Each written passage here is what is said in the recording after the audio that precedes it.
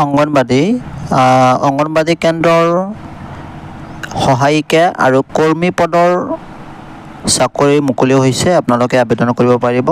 ইয়াতে চাওক প্ৰতিখন গাঁও পঞ্চায়তৰ নাম ইয়াতে দিয়াই আছে, আপোনালোকে নিজে চাই ল'ব পাৰিব যে আপোনাৰ গাঁও পঞ্চায়তৰ অধীনত থকা গাঁওসমূহৰ কোনকেইটা গাঁৱত এতিয়ালৈকে এই যিটো অংগনবাদী কৰ্মী বা সহায়িকাৰ বা যিটো পদ মুকলি হৈছে আবেদন কৰিব পাৰিব। চাই থাকক, ইয়াতে আপোনালোকে চাই আছে চাওক, ইয়াতে বহুত অংগনবাদী কৰ্মী আৰু আপোনাৰ এই যিটো কৰ্মী আৰু সহায়িকা দুটা পদৰ আবেদন বিচৰা হৈছে, আপোনালোকে আবেদন কৰিব পাৰিব।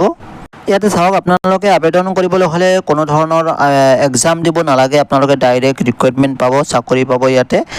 আৰু আপোনালোকে জানে এইটো চৰকাৰী চাকৰি হয়, আৰু ইয়াতে আপোনালোকে আবেদন কৰিবলৈ হ'লে আপোনালোকে নিশ্চয় যিটো সহায়িকা পদ আপোনালোকে কমচে কম মেট্ৰিক পাছ কৰা হ'ব লাগিব, আৰু যদি কৰ্মী মানে ৱাৰ্কাৰ পদৰ বাবে আবেদন কৰিব বিচাৰে তেতিয়াহ'লে আপোনালোকে হায়াৰ ছেকেণ্ডেৰী HSLC পৰীক্ষাত উত্তীৰ্ণ হ'ব লাগিব, তেতিয়াহ'লেহে আপোনালোকে এই অংগনবাদী সহায়িকাৰ আৰু কৰ্মী পদৰ কাৰণে আবেদন কৰিব পাৰিব। ইয়াতে চাওক, আবেদনৰ সময়সীমা দিয়াই আছে, 18 বছৰৰ পৰা 44 বছৰলৈকে আপোনালোকে আবেদন কৰিব পাৰিব। আৰু যিটো চাওক ডেটটো দিয়া আছে, আপোনাৰ কিমান তাৰিখলৈ আবেদন কৰিব পাৰিব,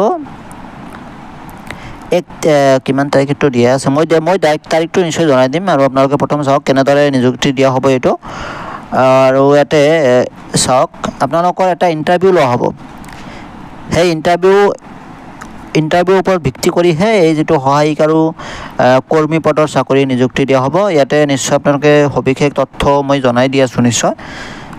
আৰু প্ৰথমে আপোনালোকে নিজে কমেণ্ট কৰিব যে আপোনাৰ সেই গাঁও পঞ্চায়তৰ আণ্ডাৰত কিমানটাকৈ পদ মুকলি হৈছে, সেই হিচাপতে আপোনালোকে কমেণ্ট কৰিব, মই নিশ্চয় জনাই দিম যে আপোনাৰ সেই গাঁও পঞ্চায়তৰ কোনকেইটা গাঁৱত এতিয়ালৈকে এই অংগনবাদী কৰ্মী আৰু সহায়িকা পদ মুকলি হৈছে, আবেদন কৰিব পাৰিব। এইখিনি কাম আপোনালোকে কৰিব লাগিব।